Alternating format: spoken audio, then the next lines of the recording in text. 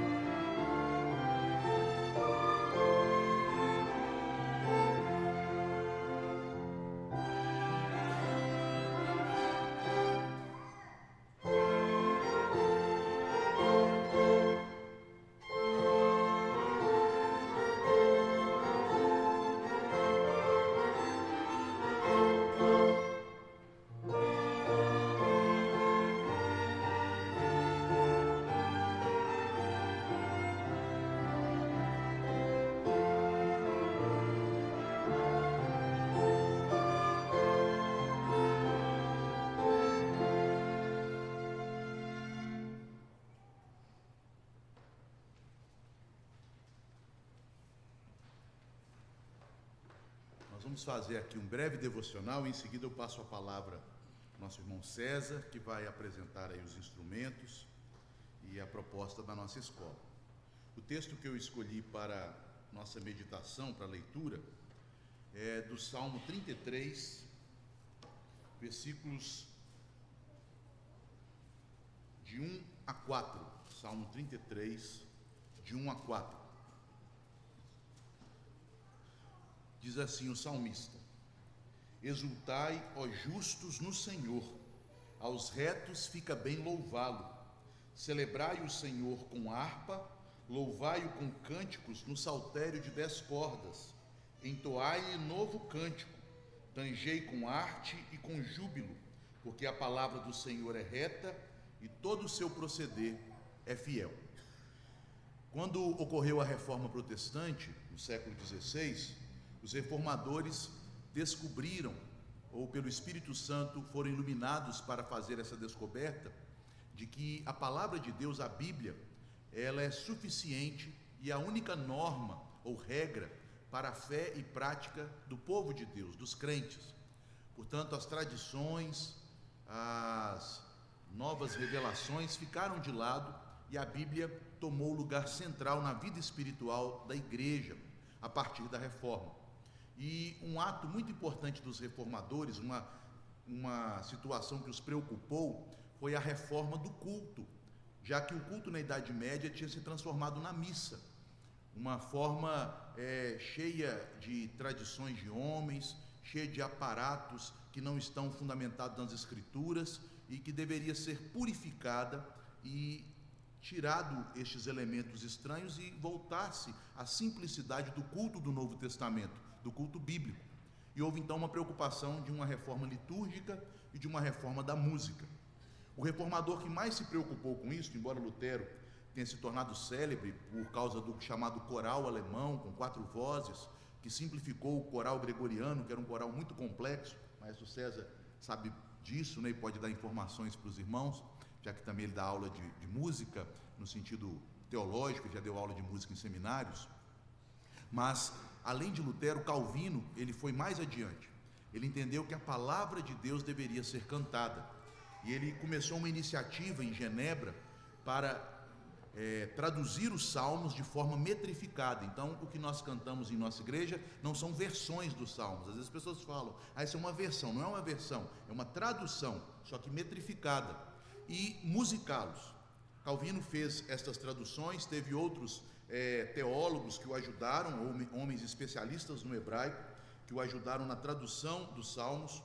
O próprio chamado Teodori Beza, que foi o substituto de Calvino em Genebra, um grande reformador, também traduziu vários salmos de forma metrificada, e eles precisaram de músicos para colocar música nestes salmos.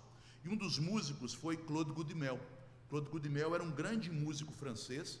Ele foi professor de música de Palestrina. Para quem conhece música erudita, sabe que Palestrina é semelhante a Bach para os católicos. Ele é conhecido como Johann Sebastian Bach dos católicos, e ele foi aluno de Claude Goudimel. Claude Goudimel se converteu em 1562 e foi contratado pela cidade de Genebra para musicar vários salmos. E havia 3 princípios que se baseiam neste Salmo 33 que eles usaram. Primeiramente, eles deveriam cantar a palavra, conforme está no verso 4. Salmodiai ao Senhor, cantai louvores, porque a palavra do Senhor é reta. Cantar a palavra. Segundo princípio, eles deveriam cantar a palavra congregacionalmente. Então, as músicas que eram compostas privilegiando não tons mais altos ou a divisão de vozes, mas privilegiando o canto congregacional. Claude Goudimel, ele dizia que as músicas dele foram feitas para que pudessem ser cantadas pelas famílias no culto doméstico. Então, as famílias poderiam cantar estas músicas em casa. E em terceiro lugar, as músicas deveriam ser compostas de tal maneira que se priorizasse a letra. E para isto, a ênfase estava na melodia. Músicas com menos harmonia, com menos ritmo e mais ênfase na melodia, para que as letras dos salmos fossem memorizadas pelo povo. O Saltério de Genebra foi traduzido em inúmeras línguas. Infelizmente, ele só chegou no português nos últimos anos, agora que a Comissão Brasileira de Salmodia tem traduzido o saltério para a língua portuguesa, mas na França, primeiramente, na Alemanha, na Inglaterra, na Espanha, os reformados de praticamente todo mundo, na Holanda, eles cantaram os salmos por quase 500 anos. Depois disto, os salmos começaram a ficar fora de moda e a igreja, infelizmente, foi aderindo a músicas, até algumas com uma teologia um pouco suspeita. Mas um princípio da reforma, e eu encerro minha palavra com isto, igreja reformada sempre se reformando. E este princípio significa que uma igreja reformada sempre deve voltar às Escrituras. E as Escrituras nos ordenam celebrar o Senhor com arte, celebrar ao Senhor com salmos e celebrar ao Senhor porque a palavra dele é reta, de acordo com a sua palavra. Então, o propósito desta escola é resgatar o cântico de hinos e de salmos, resgatar este princípio da reforma, que é um princípio de reforma litúrgica, uma igreja que canta congregacionalmente, priorizando a congregação cantando e não pessoas se apresentando, uma música que é bela, que é tangida com arte, mas que prioriza o canto e que conduz o canto, e uma igreja que canta a palavra de Deus, para que por meio do canto a palavra possa penetrar em nossa alma de uma forma ainda mais potente e poderosa, já que a palavra pregada, ela fala mais à mente, e a palavra cantada, ela fala mais aos sentimentos, aos nossos afetos. Então, este é o propósito dessa iniciativa de uma escola de música, e nós temos orado por isso já há alguns anos, pedindo que Deus nos enviasse músicos, e agora enviou César e sua família. Maestro César plantou essa semente junto conosco, também já há 3 anos, César, regendo um coral em nossa igreja, e nós estamos muito felizes agora por darmos mais este passo, tentando contribuir não apenas com esta igreja local, mas com o reino, para que Deus possa, através dessa escola, produzir músicos com uma visão teológica, bíblica correta da música congregacional, para influenciar outras igrejas. Então, que Deus nos abençoe nessa iniciativa. Nós vamos ouvir ainda mais uma música, e depois nosso irmão César e maestro César trarão uma palavra para os presentes.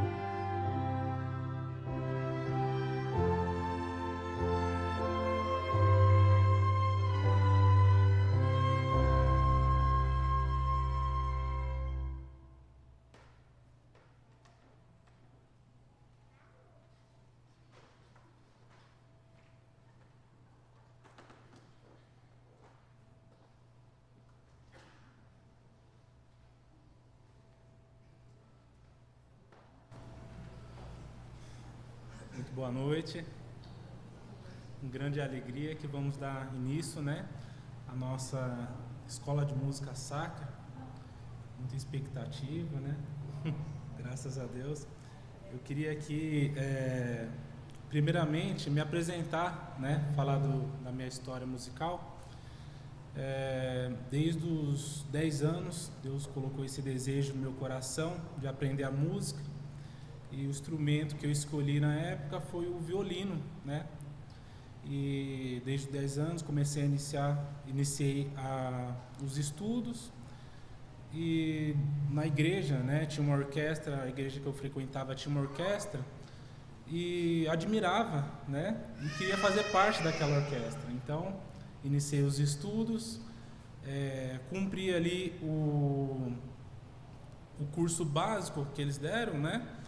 Mas um curso básico onde a gente só se formava se tocasse as 4 vozes, né? O soprano, contralto, tenor e baixo, né? É um curso básico, mas bem completo, né? E depois que eu me formei no violino, eu fiquei muito curioso em aprender outros instrumentos, né? Então foi aí que eu decidi falar, vou pro trompete agora, né? E ali eu adquiri um trompete. Um professor me orientou, né? E me desenvolvi muito bem no trompete. E depois do trompete eu aprendi a clarinete, né? Que é esse instrumento aqui. Seus irmãos não sabem, esse instrumento é a clarinete, né? Foi meu terceiro instrumento que eu aprendi, né? E depois disso fui tocando eles, né? Me aperfeiçoando. E nessa trajetória, eu fazendo ainda parte da orquestra da igreja, fiz parte de orquestra também municipal, toquei em casamentos, fiz parte de algumas bandas, banda marcial, fanfarra, e também fiz algumas apresentações, algumas festividades eu me apresentava ali, né? E depois Deus colocou o desejo no meu coração de aprender a parte da luthieria, né? Uma parte muito nobre, um pouco esquecida, né? O luthier é aquele que fabrica ou faz manutenção do instrumento musical, né? Só que tem o luthier de cordas e o luthier de sopros, né? Eu fui mais a parte de sopros, né? Então, ali eu fiz o curso, me aperfeiçoei e trabalhei na área, né? Trabalho até hoje como luthier também. E nessa trajetória, também aprendi a tocar outros instrumentos, né? Saxofone, a família do saxofone, a família do clarinete, que não se limita só nesse, né? Tem um clarone alto, um clarone baixo, a viola de arco, a família do sax alto, tenor, sax baixo, barítono, trombone, tuba, né? Nisso a gente foi se divertindo, né? Muito bem. E essa foi minha trajetória musical até aqui, né? Deus tem nos sustentado, né? Não sei tudo, né? Mas eu tenho grande alegria em servir o nosso Deus na parte musical, né? Eu considero isso muito importante. Eu queria falar aqui um pouquinho do objetivo, né? O objetivo geral da nossa escola de música, né? Complementando aquilo que o reverendo Gustavo, né, falou. A escola de música, ela tem como objetivo, em primeiro lugar, a formação de músicos para servirem a igreja local, fortalecendo, enriquecendo e edificando o corpo de Cristo musicalmente e assim possibilitando que os alunos sejam instrumentos de Deus na congregação. Com esse propósito, iremos influenciar a formação musical da comunidade. Em paralelo, estaremos desenvolvendo talentos, promovendo o ensino musical e contribuindo para o crescimento cultural dos seus alunos, né? Visando a formação da orquestra da igreja com músicos que sejam membros da própria igreja, né? E diante disso, houve também algumas perguntas, né, se outros poderiam estudar nessa escola, né? E eu conversando com o reverendo, a gente entrou em acordo e sim, outros membros de outras igrejas evangélicas, né, cristãs, podem fazer parte, né, desse ensino também, tá bom? E o que vai ser ensinado aqui, né? A gente vai começar com a teoria, né? Não vai ser um ensino somente o instrumento, né? A gente vai trabalhar uma teoria musical, juntamente com o instrumento, né? Tanto que as aulas são individuais, não são aulas em conjuntos, porque sabemos que um desenvolve um pouquinho mais rápido, outro um pouquinho mais lento, né? Então a gente optou para ter uma aula individual, para a gente acompanhar sempre esse desenvolvimento, né? Tanto da criança ou do adulto. Não tem faixa de idade para começar a estudar música, né? Aquele adulto ali que um dia sonhou, essa é a oportunidade, viu? E a gente vai desenvolver essa técnica instrumental nos alunos, conforme o instrumento escolhido, estimular a realização musical coletiva, né? Introduzir a interpretação e a execução de hinos sacros e a salmodia, né? Qual é muito importante também. Vou apresentar os outros professores, né? A gente vai ter a professora Sueli, de órgão, e o professor Caio, né? Eu queria que um viesse aqui falar. Pode ser um de cada vez, não precisa vir os dois juntos, não.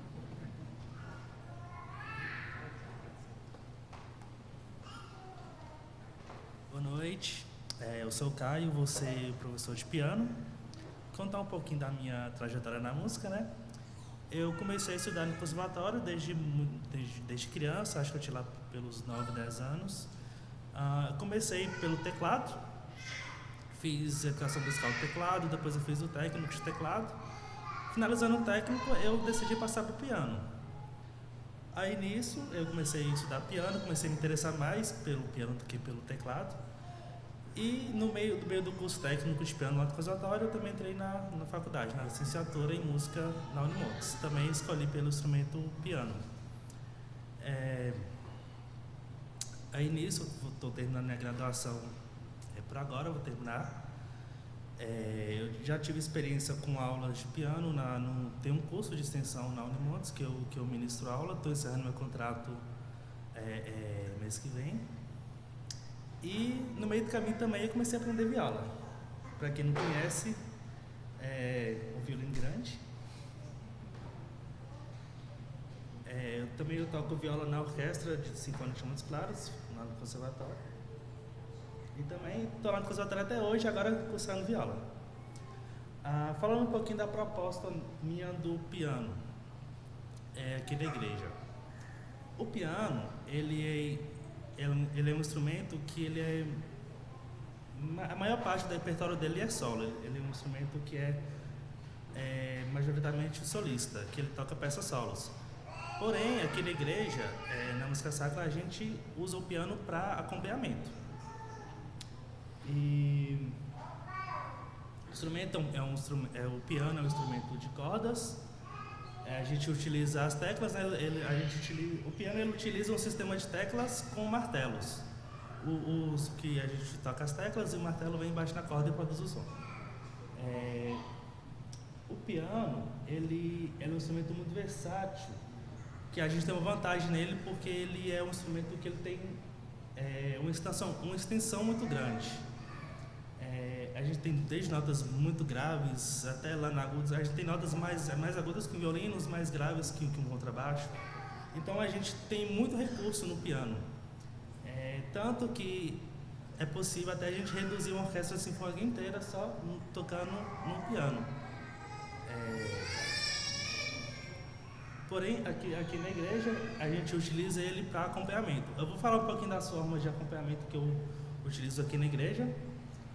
São 3 principais formas de acompanhamento. Para quem conhece o nosso inário, tanto o inário como os salmos, eles são escritos em forma coral. O que é isso? Você tem 4 vozes, né? Soprano, tenor, contralto e baixo. Uma das formas de acompanhamento é justamente tocar essas 4 vozes juntas. A segunda forma, eu vou tocar depois no piano, né, dessa forma, tocando todas as 4 vozes. Vou tocar o hino 5, né, a Trindade Adorada. E a outra forma é uma forma que eu utilizo mais aqui na igreja, que é tocando a melodia junto com a harmonia. essa harmonia respeitando sempre a harmonia do compositor das 4 vozes, porém expandindo um pouquinho mais. Na escrita coral, a gente tem uma certa limitação na extensão da composição. O piano ele é capaz de tocar muito mais. Então, nessa outra forma, eu tento expandir um pouquinho mais, utilizando mais os recursos do piano. Eu também vou tocar o hino 71 dessa forma. E a terceira forma, também muito comum, é a forma que o próprio compositor da música já escreve um acompanhamento específico para piano. O hino 71 do nosso cenário, ele tem essas 2 formas, a forma coral, que eu vou tocar, e também vou tocar a forma somente de acompanhamento. Nessa forma somente de acompanhamento, o compositor escreveu um acompanhamento próprio para piano que não tem melodia. Geralmente eu toco aqui na igreja, tocando a melodia, né, para os irmãos acompanharem, mas também tem essa terceira forma, que é uma forma que é só o acompanhamento. Aí para isso eu preciso de alguém fazendo solo, que vou convidar o mestre César para tocar comigo, né? Então vou demonstrar no piano. Primeiro vai ser a forma tocando todas as vozes, e no hino 5, e depois as outras 2 formas com o hino 71.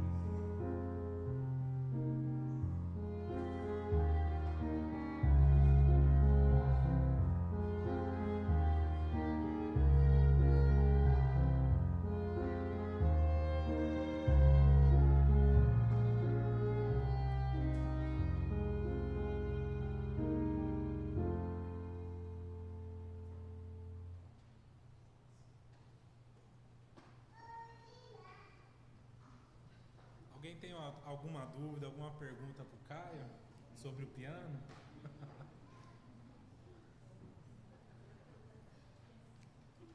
Ninguém? Eu tenho. Ô, Caio, quanto tempo você demorou para aprender a tocar o piano? É. Eu comecei a estudar piano mesmo foi em 2018. Mas fisicamente eu estudei teclado antes. Para você foi fácil, então, né? Por causa do teclado, né? São instrumentos diferentes. É. Tem um período de adaptação. Mas, como já tinha outras coisas para tocar, foi um pouco mais fácil.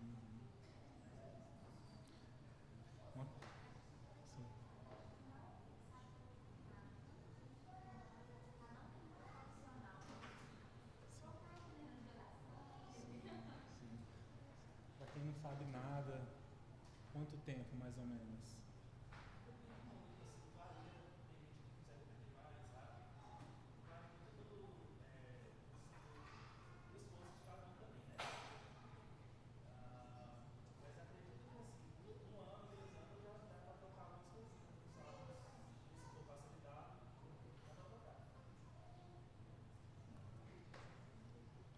Uma curiosidade sobre o piano, né? Ele foi criado no século XVIII. O piano ele substituiu o cravo e se tornou um instrumento versátil. No século XIX, ele foi amplamente adotado nas igrejas protestantes, especialmente onde não havia órgãos, né? A importância nele na música sacra e reformada é a versatilidade, né, que o Caio falou que ele tem para acompanhar os hinos, a expressividade emocional nos louvores e o suporte harmônico e ritmo ao canto congregacional, né? Agora a gente vai passar para a Sueli.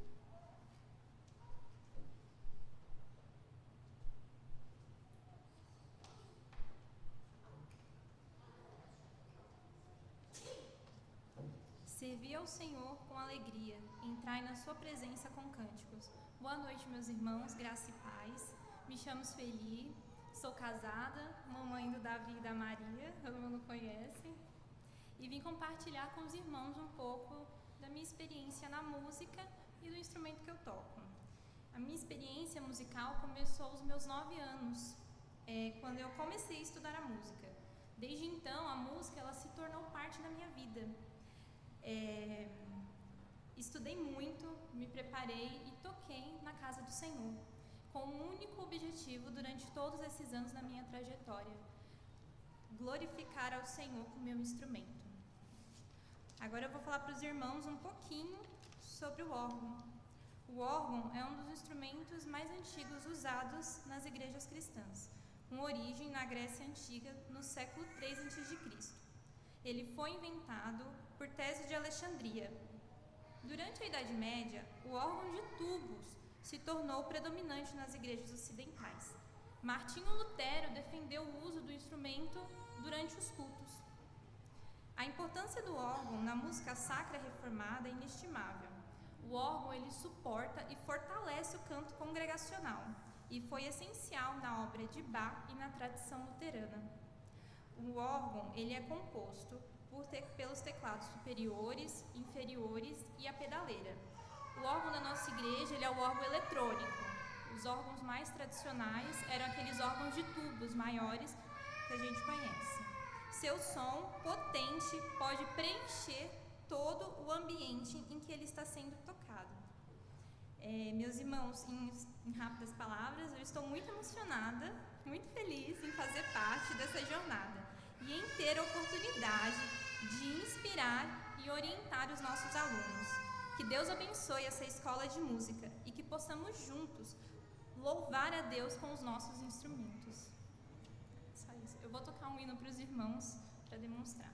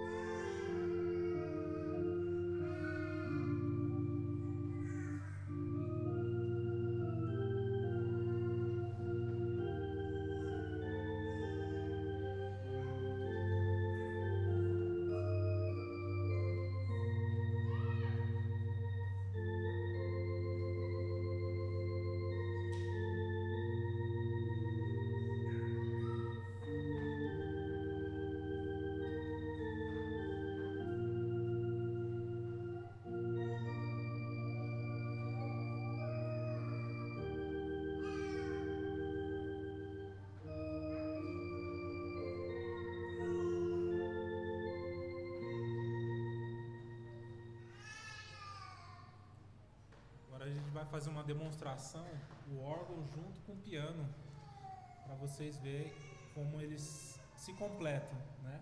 São diferentes e iguais ao mesmo tempo, né?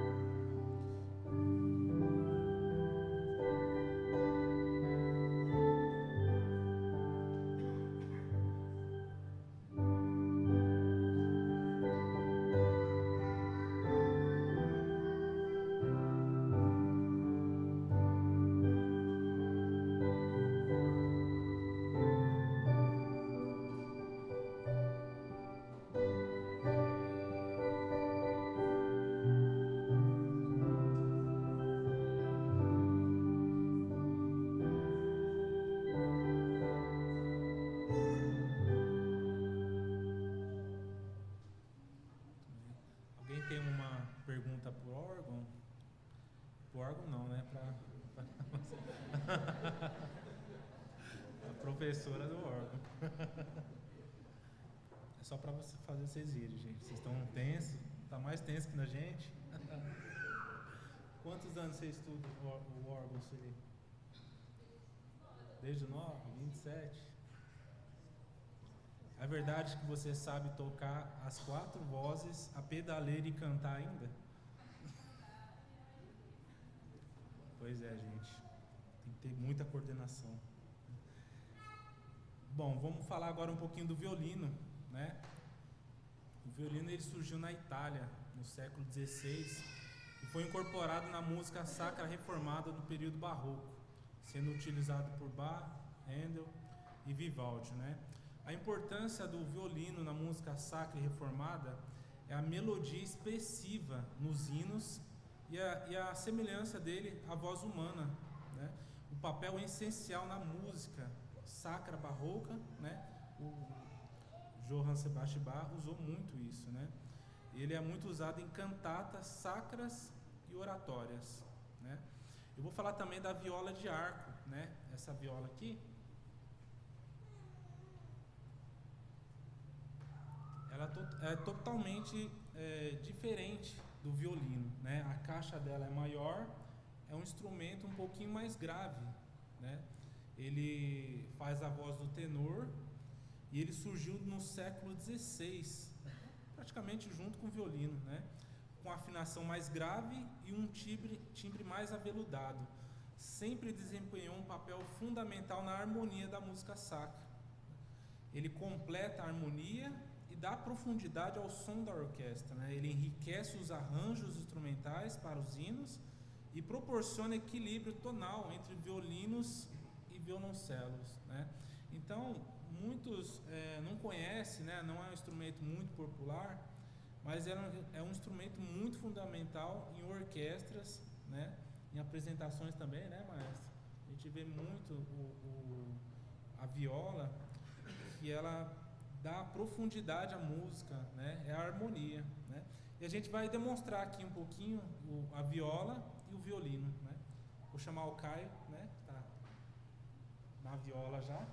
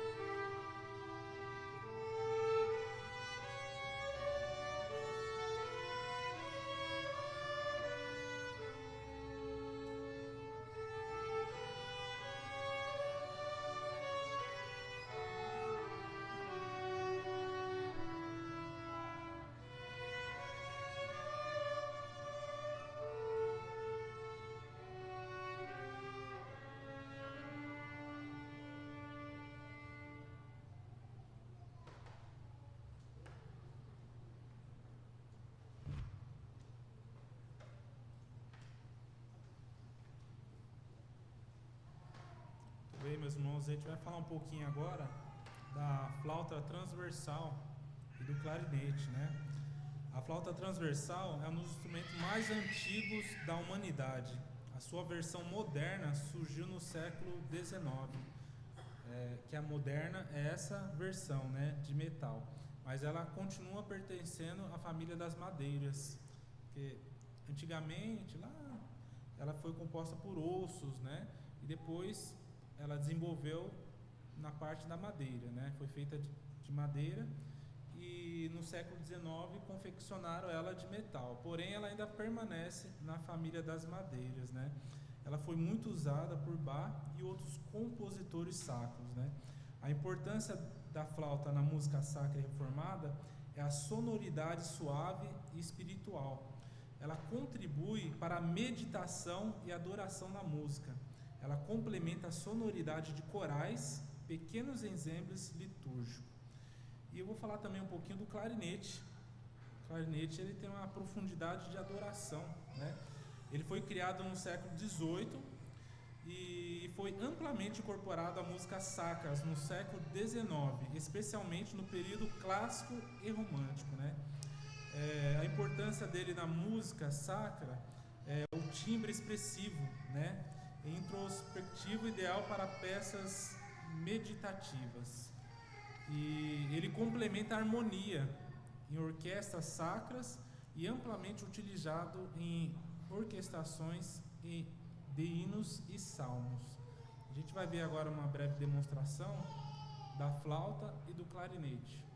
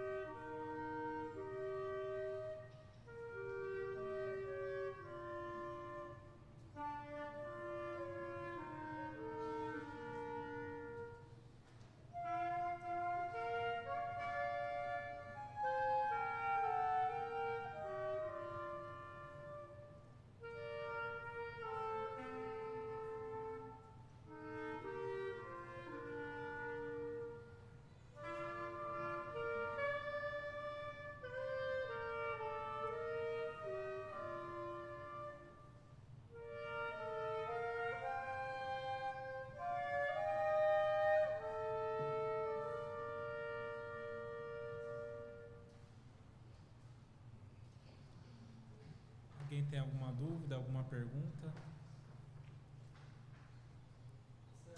Sim. Uhum. Todos esses instrumentos, né? Nós temos aqui vários, mais de 5, mais de 10 instrumentos diferentes. Sim. Tem algum salmo, algum hino que é melhor cantar com determinado instrumento?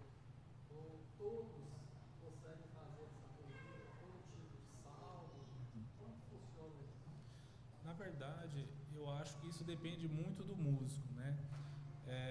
Até o reverendo me perguntou, né? Eu toco trompete. Ele falou: César, mas será que o trompete ele encaixa nos salmos, né?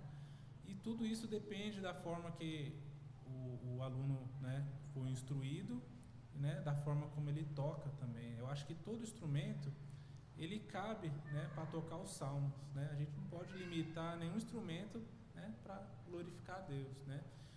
Mas a gente vê também que os salmos ele foi composto para canto congregacional, né? Então a gente escolheu cada um desses instrumentos, né, que a gente vai dar o curso, né? O violino, a viola de arco, a flauta transversal, o clarinete, o piano e o órgão, né? São instrumentos mais solenes, né, para tocar e ajudar o canto congregacional.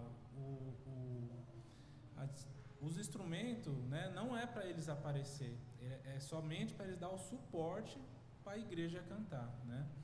Então eu creio que futuramente a gente, né, talvez implemente alguns outros instrumentos, mas inicialmente é esse, né? Tá bom? Alguém tem mais alguma pergunta? Então vou concluir aqui da minha parte, né? Cada um desses instrumentos ele tem uma história rica, né? E um propósito especial na música sacra.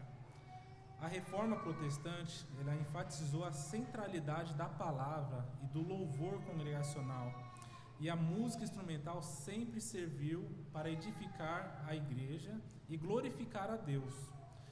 Hoje, ao estudarmos e tocarmos esses instrumentos, damos continuidade à tradição de séculos, onde a música não é um fim em si mesmo, mas um meio de exaltar a Deus e edificar o seu povo. Vou passar a palavra agora para o maestro César.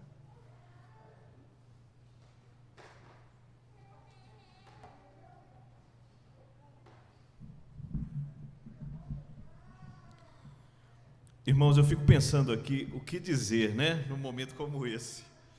E eu estava ali emocionado e me lembrando que no final de 2021 eu recebi uma ligação do reverendo Gustavo e ele vinha me convidando para vir a Montes Claros e começar aqui um trabalho na área da música, especialmente no canto coral.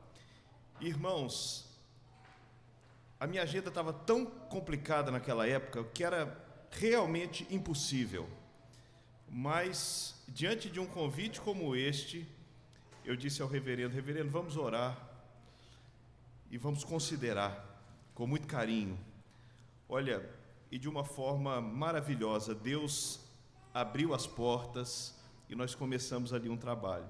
Os irmãos da igreja se envolveram e nós começamos um trabalho de canto coral, que era para durar mais ou menos 6 meses a 1 ano, até que Deus levantasse alguém, né, para prosseguir o trabalho, e já se passaram 3 anos. Quantos domingos, quantas madrugadas na estrada, e eu vinha para cá cansado e voltava daqui reanimado, com energia e feliz por estar servindo o Senhor. Então eu me emociono de ver, após 3 anos, Deus abençoando esta igreja com uma família que vem para cá e começa aqui um trabalho de uma escola de música, irmãos. E eu acho, César, que está na hora de eu começar a passar esse bastão, né? E graças a Deus, irmãos, por tudo. Que alegria e que privilégio estar aqui nesse momento, participando desse tempo com os irmãos. Privilégio também porque eu percebo que essa igreja está pensando de forma séria sobre música, gente. Isso é muito raro. As pessoas hoje não pensam de forma séria a respeito de música. Música é algo para ficar no fundo. Música é algo para entreter. Até mesmo no culto, música é algo para abrilhantar, né? A gente ouve muito isso. Olha, eu queria convidar o coral para vir cantar na nossa igreja, para brilhantar o nosso culto, né? Meus irmãos, música não é para brilhantar, música não é para entretenimento, música não é para passatempo, música é parte integrante do culto a Deus, e a música precisa ser entendida dessa forma. Portanto, ver uma igreja, uma escola se iniciando, e uma igreja que se preocupa com a música, deixa a gente muito feliz. Os reformadores se preocuparam com a música. É por isso que eles fizeram o trabalho que eles fizeram, na parte teológica, mas também na parte musical. Os principais reformadores não deixaram, gente, de se preocupar com a música. Portanto, eu fico muito feliz de estar aqui e participar da inauguração dessa escola. E é impossível estar aqui e não falar um pouco sobre a reforma. Mas antes, eu estava me lembrando que o apóstolo Paulo, gente, ao falar sobre a utilização dos dons, e especialmente sobre a importância de entendimento, edificação e aproveitamento de todos naquilo que é feito na igreja, ele vai utilizar alguns exemplos da música. Isso está na primeira carta aos Coríntios, capítulo 14, versos 7 e 8. Ele vai dizer que até mesmo os instrumentos musicais devem ter sons certos e distinguíveis, com vistas a um fim específico. Vejam bem, 1 Coríntios 14, 7 e 8. É assim que instrumentos inanimados como a flauta ou a cítara, quando emitem sons, se não os derem bem distintos, como se reconhecerá o que se toca na flauta ou na cítara? Pois também se a trombeta der som incerto, quem se preparará para a batalha? Meus irmãos, o som da trombeta, tocado de forma irregular, tocado de forma incerta, à frente de um batalhão, vai afetar a própria atitude dos soldados. É preciso entender o que se toca para se preparar para a batalha. Mais à frente, no verso 15, e agora falando mais especificamente sobre a reunião dos crentes, ele vai dizer: que farei, pois? Orarei com o espírito, mas também orarei com a mente. Cantarei com o espírito, mas também cantarei com a mente. O que se ora, meus irmãos, e o que se canta deve ser claro, inteligível, discernível e compreensível, para que a igreja entenda, e então a igreja seja edificada. No verso 3 do capítulo 14, ele já havia falado inclusive sobre a profecia, e ele vai dizer que o dom da profecia, e entenda a profecia aqui como ensinar e proclamar a palavra, é superior. Por que o dom da profecia é superior, irmãos? Porque o que profetiza fala aos homens, edificando, exortando e consolando. Então nós vemos que Paulo está preocupado primeiramente com a edificação da igreja. Irmãos, na nossa intimidade, nós podemos ser edificados, talvez de formas diferentes, mas na igreja, no coletivo, no culto público, na reunião dos crentes, na Assembleia dos Santos, nós temos que pensar uns nos outros. E é preciso que haja então entendimento para a edificação em tudo aquilo que nós fazemos, inclusive na música. Na língua portuguesa, o termo entendimento, assim como todos os outros que derivam do verbo entender, se originam do latim intendere. Intendere pode ser traduzido como estender. Vejam bem, está relacionado com o ato metafórico de estender, esticar ou então alargar o conhecimento, com o fim de se chegar a um objetivo pretendido. A ideia é de que as partes envolvidas, irmãos, sejam esclarecidas. É por isso que nós devemos cantar com o Espírito, afinal, nosso Deus é Espírito e a transcendência faz parte do nosso culto, mas nós também devemos cantar com o entendimento, com a mente, com a razão, para sermos esclarecedores da mensagem enquanto nós cantamos. Devemos buscar que o conhecimento de todos seja então estendido, alargado, ampliado, esticado através da música que nós praticamos. Somente assim, meus queridos irmãos, haverá real e verdadeiro esclarecimento. A música feita pela música não deveria ter lugar no nosso culto.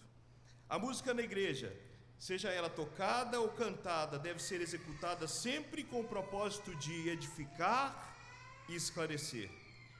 Ela pode ser de impressão, quando ela prepara o ambiente do culto, mas ela deve também, e talvez prioritariamente, ser de expressão quando ela transmite a palavra. Mas a música deve sempre cumprir o papel de ser veículo para esclarecimento, entendimento e edificação. Eu ia falar sobre alguns pontos da reforma, mas acho que o nosso tempo já deu. Eu queria só fechar, meus irmãos, dizendo que o que essa igreja está fazendo é um ato de reforma, é um ato reformador. E ao buscar nos reformadores aquilo que eles pensaram sobre a música, ao resgatar hinos, salmos, ao resgatar esses cânticos, esta igreja está resgatando, gente, aquilo que é mais especial na história da igreja, aquilo que foi feito por homens que pensaram, que refletiram e que em oração diante de Deus e com profundo conhecimento da palavra resolveram empreender e começar naquela época. Portanto, meus irmãos, o que vocês estão fazendo, reverendo Gustavo, é um ato de reforma, e eu oro por isso, para que Deus abençoe essa igreja cada vez mais. Nós cantamos na nossa igreja, no nosso tempo, o hino Castelo Forte, que foi composto por Martinho Lutero. Esse hino, meus irmãos, tem mais de 500 anos. E aí eu pergunto, tem quase 500 anos, desculpa, não passou ainda, está quase, se não me engano, 496, se não me engano. Quase 500 anos. Meus irmãos, por que esse hino até hoje é cantado por nós? Será que os nossos cânticos atuais, será que o que nós estamos vendo nas igrejas, será que isso vai durar 20, 30, 40, será que 50 anos? Meus irmãos, dificilmente. Agora, por que essas melodias, por que os salmos do Saltério de Genebra, por que um hino como Castelo Forte durou e dura tanto tempo, meus irmãos? Olha, eu não sei explicar, há algo espiritual nisso, há algo muito forte, mas talvez a última estrofe do hino Castelo Forte nos ajude a entender, porque Lutero escreve: se temos de perder família, bens, prazer, se tudo se acabar e a morte enfim chegar, nós vamos reinar com o nosso Senhor. Meus irmãos, era isso que movia os nossos reformadores. Aquilo que eles faziam tinha um peso muito grande, eles não faziam nada leve, nada superficial, era tudo com profundo conhecimento da palavra, em oração e diante de Deus. É por isso que a obra deles durou tanto e chega hoje até nós. E ver essa igreja aplicada a trazer de volta os princípios da reforma me alegra extremamente. Eu só posso, meus irmãos, dizer que eu sigo orando por vocês. Que Deus abençoe a Escola de Música Sacra Claude Goodmel, que foi um dos colaboradores de Calvino, e que eu possa ver ainda, meus irmãos, espero em Deus, esse fruto, desenvolvendo e crescendo ainda muito mais na vida dessa igreja. Muito obrigado, que Deus abençoe, reverendo.